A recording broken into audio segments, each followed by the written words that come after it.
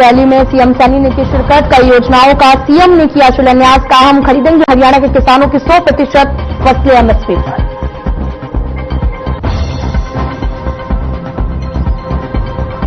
कांग्रेस के वरिष्ठ नेता अशोक अरोड़ा का बयान। बाबा साहब पर टिप्पणी को लेकर गृह मंत्री अमित शाह की निंदा। कहा कांग्रेस जिला स्तर पर राज्यपाल को सौंपेगी ज्ञापन।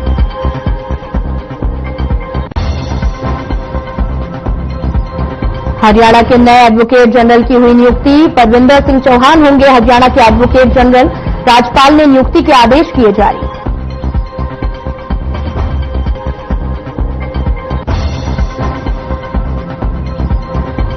हरियाणा पुलिस प्रशासन में हुआ बड़ा फेरबदल। आईपीएस सौरभ सिंह बने सीआईडी के एडीजीपी। आईपीएस आलोक मित्तल की एंटी करप्शन ब्यूरो में एडीजीपी के पद पर नियुक्ति।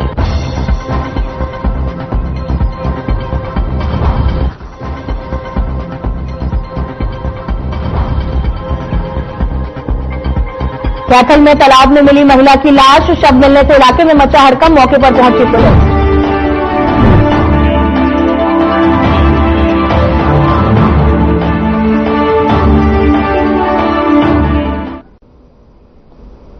नमस्कार, मैं हूं आपके साथ अंकिता पाल और आप सभी का खास खबर में स्वागत है। पश्चिमी विक्षोभ के असर से हरियाणा में ठंड का प्रकोप तेजी से बढ़ रहा है। पहाड़ों पर लगातार हो रही बर्फबारी का असर मैदानी इलाकों में अब साफ दिखाई देने लगा है। मंगलवार रात को हुई बारिश और तेज बर्फीली हवाओं के कारण तापमान में भारी गिरावट आई है। दिसंबर के आखिरी दिनों में पड़ रही इस ठंड का आम जनजीवन पर गहरा असर पड़ रहा है। मौसम विभाग ने अगले कुछ दिनों के लिए हरियाणा में येलो अलर्ट जारी किया है और विभाग के अनुसार 25-26 दिसंबर को सुबह के समय घना कोहरा छाए रहने की संभावना है और साथ ही 27 और 28 दिसंबर को पश्चिमी विक्षोभ के सक्रिय होने से कई जिलों में बारिश और ओलावृष्टि की संभावना बताई गई है। दिन के तापमान में गिरावट आने से ठंड बढ़ सकती है। खासकर बुजुर्गों और बच्चों को घर के अंदर रहने और गर्म कपड़े पहनने की हिदायत भी दी गई है और वहीं बारिश ने सर्दी का असर बढ़ा दिया है।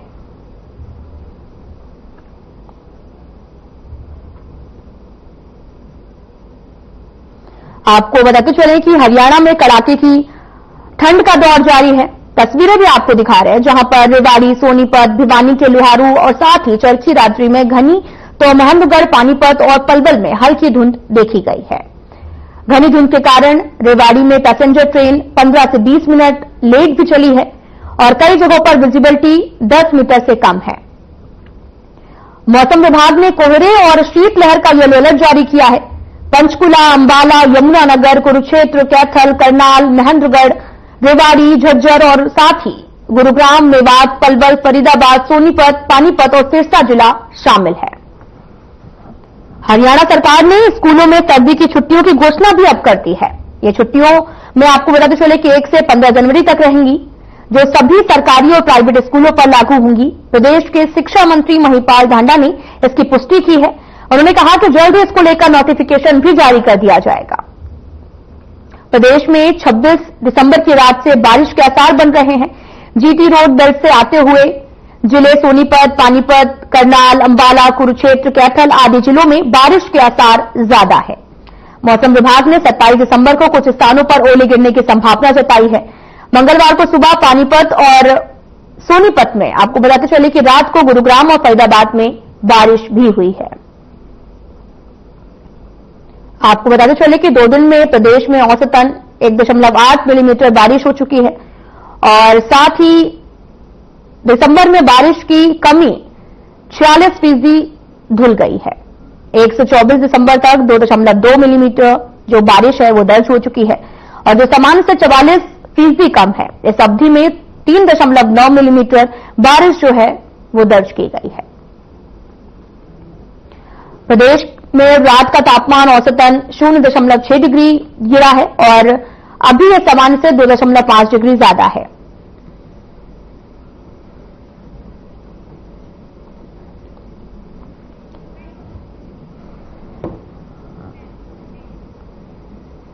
तो इसी खबर पर ज्यादा जानकारी के लिए हमारे संवाददाता जगदीश प्रजापति कलावली से और प्रवीण आहूजा पलवल से जुड़ चुके हैं। तो आपका बहुत बहुत स्वागत है जगदीश प्रजापति। सबसे पहले मैं आपसे क्वेश्चन लूंगी। जगदीश, आप जानना चाहेंगे कि कलावली में अभी क्या स्थिति बनी हुई है? क्योंकि लगातार जो ठंड है वो बढ़ती जा रही है और कई जगहों पर ओलावृष्टि की संभावना भी अब जताई गई है। अंत बिल्कुल मौसम विभाग की बात करें तो मौसम विभाग की ओर से जरूर अलर्ट कर दिया गया है और आज अनुमानित है कि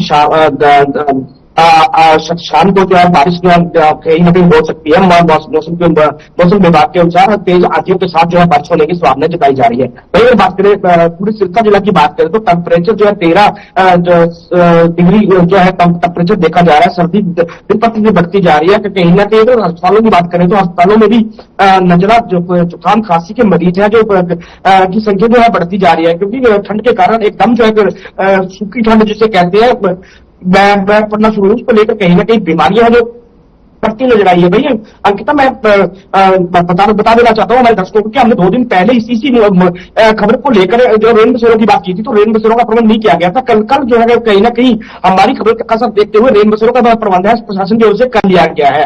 भैया अगर रोड सेफ्टी डिपार्टमेंट की बात करें तो रोड सेफ्टी डिपार्टमेंट की ओर से, क्योंकि अभी अंकिता आने वाले दिनों में जो कोहरा जो छाएगा तो कहीं ना कहीं जो रोडों पर जो गाड़ियां लगी होती है उनको छंगाई करनी होती है, लेकिन अभी तक जो है रोड सेफ्टी डिपार्टमेंट की ओर से रोडों पर इस तरह की कोई प्रबंध नहीं किए गए हैं। ना ही इस प्रकार की सफेद पट्टी या पीली पट्टी जो शहर में लगनी चाहिए तो वह नहीं लगाई गई है। कहीं ना कहीं लोगों की मांग है कि समय रहते ही पहले ही पट्टी और जो गाड़ियों को कतार प्रशासन को कर लेना चाहिए। और बात करें प्रशासन की, तो प्रशासन की ओर से हालांकि मीडिया सोशल मीडिया के माध्यम से कहा जाता है कि प्रशासन पूरी तरह से अलर्ट है, लेकिन कहीं ना कहीं धरातल पर जो है अलर्टेशन प्रशासन की दिखाई नहीं देती। जगदीश जी बने रहिए हमारे साथ। प्रवीण आहूजा भी हमारे साथ जुड़े हुए हैं। प्रवीण आहूजा जी, क्या स्थिति बनी हुई है वहां पर और सड़कों के क्या कुछ नजारा है, क्योंकि लगातार ओलावृष्टि की संभावना जो है वो दर्ज की गई है और ये भी कहा जा रहा है कि कई जिलों में बारिश हुई है, तो क्या नजारा भी बना हुआ है पलवल का? अंकिता, अगर मौसम तो आने वाले लगभग 26 से लेकर 30 तारीख तक कहीं न कहीं भारी वर्षा की संभावना हरियाणा के कई जिलों में जताई जा सकती है। इसके साथ ओलावृष्टि की भी संभावना को लेकर भी कहीं हम पीछे नहीं आ सकते, क्योंकि मौसम विभाग पहले भी अलर्ट कर चुका है कि अब आने वाले दिन जो है वो काफी कड़कड़ाती ठंड के दिन होंगे, जिसको लेकर आम आदमी को अब बचना बहुत जरूरी है। हालांकि अगर ठंड को लेकर अगर हम बात करते हैं अंकिता, तो सबसे बड़ी बात तो यह आती है कि ठंड वो ठंड नहीं रही जो पहले कई सालों पहले भयंकर कपकपाती हार्ड कपकपा देने वाली ठंड हुआ करती थी, वो ठंड नहीं रही है, क्योंकि मौसम में परिवर्तन देखा जा रहा है। क्योंकि बार बार ग्लोबल वार्मिंग की अगर बात कर लेते हैं तो उनका कहना है कि अब आने वाले समय में एक महीने का अंतर जो जलवायु में है उसमें परिवर्तन देखा जा रहा है। उसका कहना है कि खामियाजा आम इंसान को उठाना भी पड़ेगा, जिसकी स्थिति लगातार बिगड़ती जा रही है। अगर हम बात करें किसानों को लेकर, किसानों के लिए जो ये लगातार बरसात की संभावना मौसम विभाग बता रहा है वो एक सोने पे सुहागा काम करेगी, क्योंकि इस फसल के लिए यानी कि गेहूं की फसल के लिए मौसम का ठंडा होना और साथ के साथ साथ कोहरा और इसके साथ साथ बरसात का होना एक अमृत के समान माना जाता है। किसान बहुत खुश होता है, क्योंकि इसके लिए धरती पर जब गेहूं का समय होता है तो उसमें ये चीज होनी बहुत जरूरी है, जो किसानों के लिए जो है वो एक सोना बरसने के काम करती है। तो उसको लेकर किसान को बहुत उम्मीद लगाया बैठा है कि जल्द से जल्द मौसम में परिवर्तन हो, क्योंकि पूरा दिसंबर का महीना लगभग खत्म हो चुका है और इस समय जो स्थिति ठंड की है वो पलवल क्षेत्र की अगर बात करें तो वो काफी कमजोर देखी जा रही है। हालांकि 10 डिग्री के आसपास टेम्परेचर देखा जा रहा है, लेकिन पंजाब राज्य के आसपास सटे हुए जैसे अन्य प्रदेश में बहुत ठंड का काफी प्रकोप है। हरियाणा के अन्य जिले जो है पंजाब से जुड़े पंजाब के नजदीक पड़ते हैं तो वहां भी काफी ठंड का प्रकोप देखा जा सकता है। तो यहाँ अभी इतनी ठंड का अगर हम कह सकते तो इतना ठंड नहीं है। लेकिन सबसे बड़ी बात है कि बच्चों को लेकर जो अभिभावक है वो काफी चिंता में थे, क्योंकि आगामी कुछ दिन तक मौसम में परिवर्तन देखा जाएगा, जिससे तमाम बच्चों को स्कूलों में जाने के लिए काफी दिक्कत का भी सामना करना पड़ सकता। तो उसको लेकर तो बच्चों के हरियाणा प्रदेश के शिक्षा मंत्री क्या बदलाव किए गए हैं प्रवीण जी, और क्या कुछ व्यवस्था की गई है? हरियाणा प्रदेश के शिक्षा मंत्री महिपाल ढांडा ने एक सूचना दी है कि तमाम जो अभिभावक हैं वो चिंता ना करें, उनके बच्चों के लिए व्यवस्था बनाई गई है।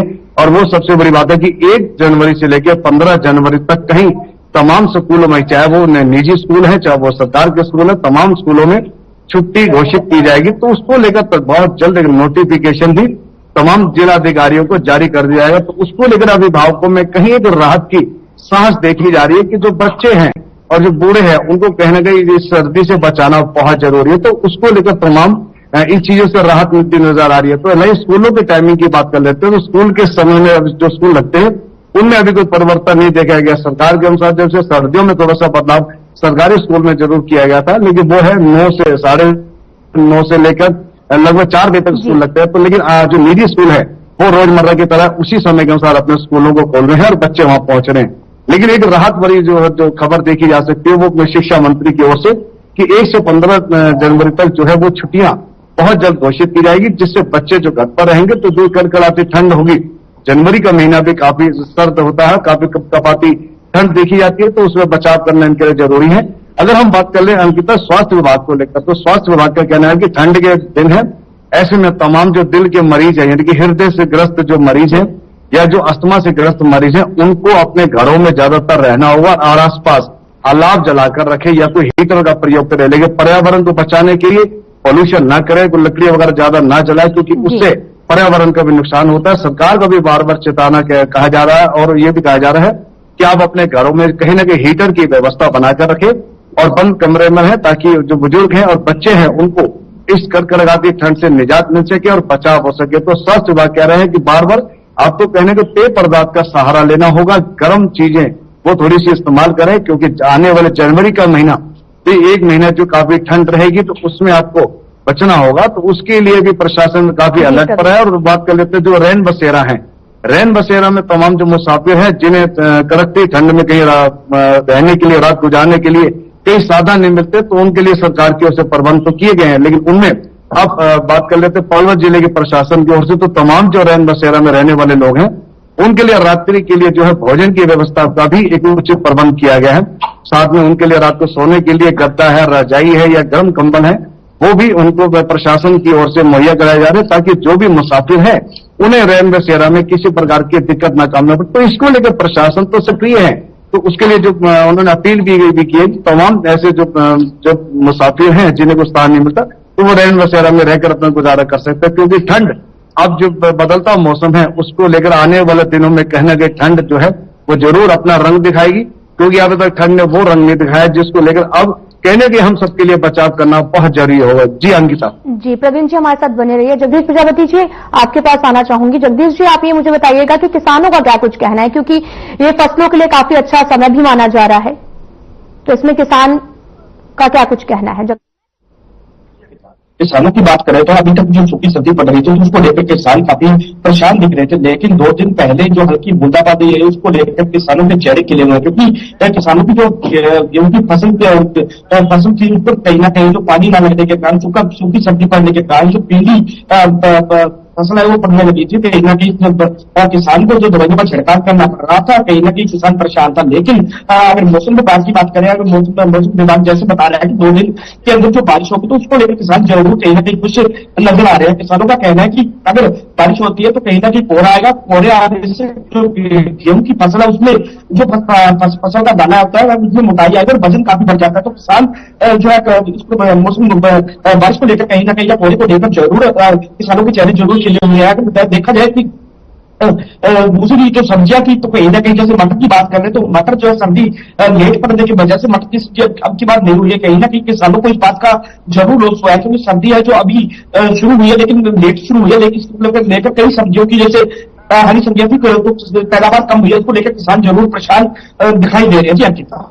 जी प्रवीण आहूजा जी मेरा सवाल आपसे है। प्रवीण आपसे ये भी जानना चाहेंगे कि लगातार विजिबिलिटी जो है वो काफी ज्यादा कम है, तो जिसमें लगातार जो ड्राइव कर रहे हैं उन्हें काफी तरह की समस्याओं का सामना भी करना पड़ रहा होगा, तो वो लोग कैसे अवॉइड कर रहे हैं चीजों को? प्रवीण। अंकिता अगर कोहरे की बात करें तो कोहरा स्वाभाविक है, जब ठंड के दिन आते हैं तो कोहरा कहीं ना कहीं आसमान में जरूर छाता है, क्योंकि ऊपर लगातार जम्मू कश्मीर में जो बर्फबारी हो रही है उसका असर मैदानी क्षेत्रों में जरूर देखा जा सकता है। वो 2 या 3 दिन के अंदर इसका असर जरूर दिखाई देता है। तो उसको लेकर अगर हम कोहरे को लेकर बात करते हैं तो कोहरे के कारण जो तमाम जो वाहन चालक है, खास करके राष्ट्रीय राजमार्गों पर जो बड़े बड़े हमारे हिंदुस्तान में यही और हरियाणा में बड़े बड़े राष्ट्रीय मार्ग हैं, उन पर जब कोहरा छा जाता है तो उनको चलने में काफी दिक्कत का सामना करना पड़ता है। उसका सबसे बड़ा प्रमुख कारण होता है कि घना कोहरा, जिसे धुंध भी कहा जा सकता है, तो वो शीशे पर जब कोहरा पड़ता है तो नहीं दिखने के कारण, ये कहे कि विजिबिलिटी ना होने के कारण तमाम जो वाहन चालक है उनको काफी दिक्कत का सामना करना पड़ता है। और खास करके ऐसे समय में जब लगातार कई दिन तक विजिबिलिटी बिल्कुल 0 हो जाती है, तो लगातार जो विजिबिलिटी कम होने के कारण बहुत बड़ी बड़ी दुर्घटनाएं भी हुई है। तो उसको लेकर प्रशासन समय समय पर राष्ट्रीय राजमार्गों पर तमाम वाहन चालकों को अलर्ट भी करता है और उन्हें जागरूक भी करता है कि आप अपने वाहनों की दोनों हेडलाइटें जलाकर रखें और उसके लिए अपना हॉर्न का भी प्रयोग करें। लगता है कि अगर आप लंबा सफर पे जा रहे हैं, आप नहीं चल पा रहे, तो स्वाभाविक है आप कहीं ना कहीं रुकने का प्रयास करें। जब कोहरा छट जाएगा तब आप चलने लायक हो जाएंगे, तब तो विजिबिलिटी, जब आपको कहीं ऐसा लगे कि आप चल पा रहे हैं या आप अपने वाहन को चला पा रहे हैं तो ही आप निकल पाए, अन्यथा दुर्घटनाओं का सामना करना पड़ता है। और ऐसी स्थिति में बहुत बड़े बड़े हादसे हुए हैं जिनमें कई परिवारों के जो है ऐसी बड़ी बड़ी जानें भी गई हैं। जो एक दुखद एक ऐसा समय होता है, तो ऐसे समय में बचाव करना बहुत जरूरी है। तो ऐसे के लिए प्रशासन भी बार बार समय समय पर जागरूक भी कर रहा है कि विजिबिलिटी कम होने के कारण अपने वाहनों को या तो घर से कम निकालें, बेहद जरूरी हो आपको सड़कों पर वाहन को लेकर निकलना है तो आप मौसम को देखकर चले और मौसम के साथ साथ आपको चलना भी होगा, क्योंकि लगातार विजिबिलिटी के कारण तमाम जो दुर्घटनाएं बढ़ रही है तो उससे भी बचाना है और कोहरे से आपको भी बचना होगा। तो इसके लिए प्रशासन का तो अलर्ट है। लेकिन अगर हम कोहरे की बात करते हैं अंकिता, तो कोहरा तो स्वाभाविक है, जब ऐसे मौसम में जब परिवर्तन होता है तो कोहरा भी जरूर आता है। तो उसके लिए आपको खुद भी बचना होगा। स्वास्थ्य विभाग भी कहता है कि कोहरे के कारण इर्द गिर्द जो मरीज है उनको भी दिक्कत होती है, तो वो भी अपने घरों में रहें। और खास करके जब विजिबिलिटी जीरो हो जाती है, यूं कहीं कि आप नहीं चल पा रहे हैं, तो आप कम से कम अपने वाहनों पर चलाएं। अगर बहुत जरूरी है तो ही आप सड़कों पर चले, अन्यथा आप अपने घर पर रहें, क्योंकि कोहरा हमेशा कहीं ना कहीं दुख देते हैं। तो इससे पहले अगर हम इतिहास में उठा ले तो काफी बड़े बड़े ऐसे हादसे हुए हैं जिस कारण तमाम लोगों को काफी भारी नुकसान उठाना पड़ा। तो ऐसे कोहरे की स्थिति में तो तमाम जो चालक है, जो वाहन चालक है, उनको बचना बहुत जरूरी है। तो उसके लिए आप समय समय पर जो सरकार की गाइडलाइंस है, यानी ट्रैफिक विभाग की जो गाइडलाइंस है, उनका पालन करना बहुत जरूरी है, अन्यथा कहना नहीं दुर्घटनाओं की चपेट में आ सकते हैं। तो अगर बचना है तो उसके लिए आपको खुद बचना होगा। जी अंकिता। प्रवीण, जैसा कि अभी देखा गया कि पॉल्यूशन काफी ज्यादा बढ़ा हुआ था, लेकिन कई जिलों में बारिश हुई है और इससे AQI लेवल पर कोई फर्क पड़ा है या फिर वैसा ही बना हुआ है? प्रवीण अंकिता, अगर AQI की बात कर लेते हैं तो स्वाभाविक है जब मौसम में परिवर्तन आता है तो पोल्यूशन तो कहीं ना कहीं जरूर दब जाता है, क्योंकि हवाएं नहीं चल पाती। हवा चलने के कारण जो है तमाम पोल्यूशन, जैसे गाड़ियों का धुआं होता है और अन्य प्रकार की जैसे निर्माण की सामग्री है या कहीं निर्माण हो रहा है या तमाम ये सब चीजें खनन हो रहा है, तो इस कारण पोल्यूशन स्वाभाविक बढ़ता है। तो बढ़ने के कारण ये नीचे रह जाता है। उसका सबसे बड़ा प्रमुख कारण है कि हवा का न चलना। अगर हवा समय पूर्वक चलती रहती है तो वो धुआं है, जो पोल्यूशन है, वो कहीं ना कहीं बहाकर अपने साथ बहाव में ले जाती है, तो कहीं ना कहीं अन्य क्षेत्रों में राहत मिल जाती है।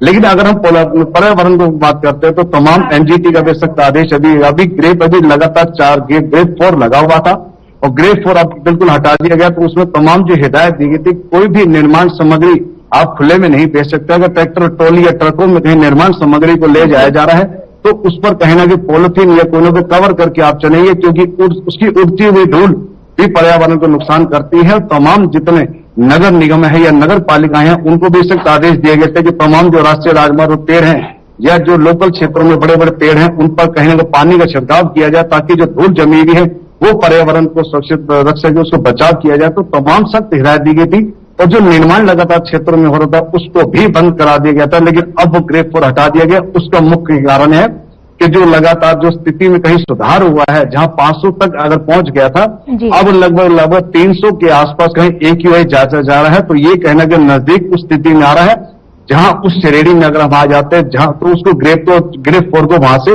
प्रतिबंध जो किया हुआ होता है उसको हटा दिया जाता है, ताकि उस स्थिति अगर जो साफ होने लगती है, मौसम में परिवर्तन नजर आता है, तो कहीं ना कहीं इस तरह के जो प्रतिबंध होते हैं उनको जो ग्रेड का है बिल्कुल हटाने का पूरा प्रयास किया जाता है। तो वो बिल्कुल बंद कर दिया गया है। लेकिन पर्यावरण को सुरक्षित बचाने के लिए बार बार सख्त हिदायत भी दी जा रही है कि पर्यावरण को सुरक्षित रखें, क्योंकि इसी कारण लगातार मौसम में परिवर्तन देखा जा रहा है। आप कोई सा भी मौसम उठा लीजिए, चाहे शीत ऋतु है, चाहे बसंत ऋतु है, चाहे बरसात का मौसम है, सब में एक महीने का अंतर देखा जा रहा है। तो ये स्वाभाविक है, आने वाले समय में तमाम जो लोग हैं उनको इस मौसम की वजह से काफी दिक्कत का भी सामना करना पड़ेगा। लेकिन अगर बरसात होती है तो उसमें कहीं ना कहीं पर्यावरण में सुधार जरूर होगा। AQI क्वालिटी में काफी स्तर जो है वो उसमें सुधार देखा जाएगा और ये एक सोने पे सुहागा का काम करता है। अगर बरसात होती है और अच्छे कई दिन तक बरसात रहती है, वो कहीं ना कहीं खेतों में एक सोना उपजाने का काम करेगी। अगर अच्छी बरसात हो जाती है तो स्वाभाविक है आने वाले जब फसल की कटाई का समय होगा गेहूं का, तो उसमें बम्पर फसल पैदा होती है। तो कहीं ना कहीं व्यापार में भी वृद्धि होती है, किसानों को लाभ होता है, उसका दाना बड़ा मजबूत बनता है। अगर दाना अच्छा होगा तो स्वाभाविक है आप लोग भी घर पर अच्छा खाना खा पाएंगे। तो ये सब चीजें जो है वो बिल्कुल इसी मौसम के साथ चलती है और मौसम के साथ जुड़ के चलना पड़ता है। जी अंकिता। जी प्रवीण, आप बने रहिए हमारे साथ। जगदीश प्रजापति जी, आपसे जानना चाहेंगे कि स्वास्थ्य विभाग का क्या कुछ कहना है। अगर अस्पतालों की स्थिति को देखा जाए तो क्या समस्याएं देखने को मिल रही हैं इन दिनों में? जो स्वाभाविक सी बात है कि जो ठंड है वो बढ़ रही है, जिससे खांसी जुकाम के मरीज अस्पतालों में पहुंच रहे होंगे, लेकिन क्या अस्पतालों में स्थिति अभी बनी हुई है? कितने मरीज पहुंच रहे हैं?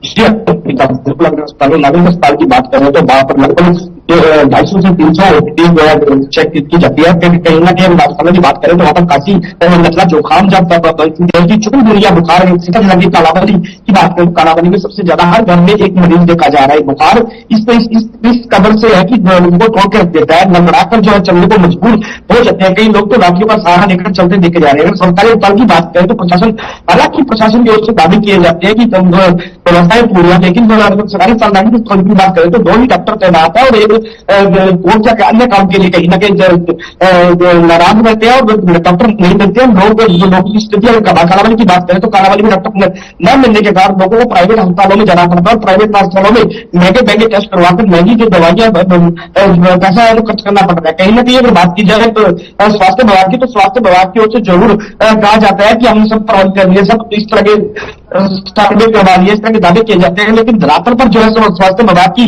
कोई भी तैयारी या इस तरह कोई भी प्रबंध है जो नहीं देखे जा रहे हैं। लोग तो काफी परेशान जरूर स्वास्थ्य विभाग की ओर से देखे जा रहे हैं। जी अंकिता। ठीक है Jagdish ji.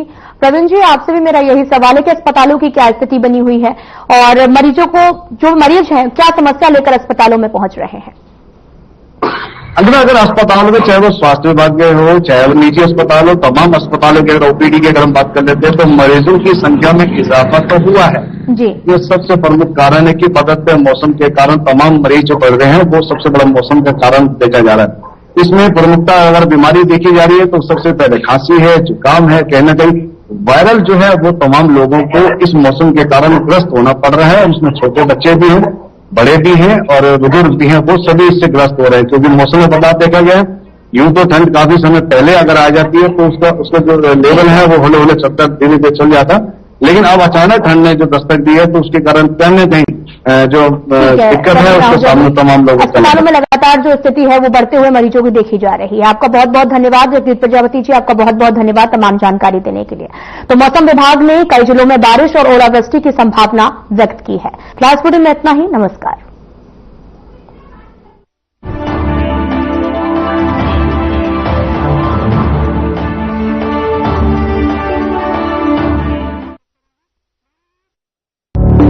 Through constant innovation, the group